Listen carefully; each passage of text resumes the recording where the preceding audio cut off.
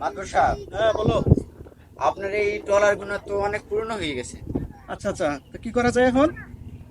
একটু রং সং করলে তো মনে হয় ভালো হইতে। ও হ্যাঁ, আচ্ছা ঠিক আছে, ঈদের আগে আমার লিস্ট দিও কি কি করা লাগবে। হ্যাঁ, কোনটা কোনটা রং করা লাগবে আমার হিসাবটা দিও, আর সব ব্যবস্থা করে দেবো, ঠিক আছে? আসসালামু আলাইকুম। ওয়ালাইকুম আসসালাম। মাদবর সাহেব, আপনার সুদের টাকাটা নেন। কি এই রোজার মাসে আমি এই তোমার সুদের টাকা নিমু? তুমি এটা ভাবলা কেমনে? হ্যাঁ, এই রোজার মাসে কেউ সুদের টাকা নেয়? হ্যাঁ, তুমি ভাবছো কি? শোনো, এই রোজার মাসে যত সুদের টাকা পয়সা আছে সব আমার এই সিস্টেমে দিবা, ঠিক আছে? আমার আর এই রোজার মাসে এইসব সুদের টাকাটুকু আমার হাতে দিবা না। আর তুমি ভাবলা কেমনে যে রোজার মাসে আমি সুদের টাকা হাতে নিমু? আচ্ছা ঠিক আছে, এই তুমি টাকাটা নাও। শোনেন, রমজান মাসে সুদের সমস্ত টাকা আমার কাছে দিবেন। রমজান মাসে মাদবর সাহেব কোনো সুদের টাকা হাতে নেয় না। ঠিক আছে?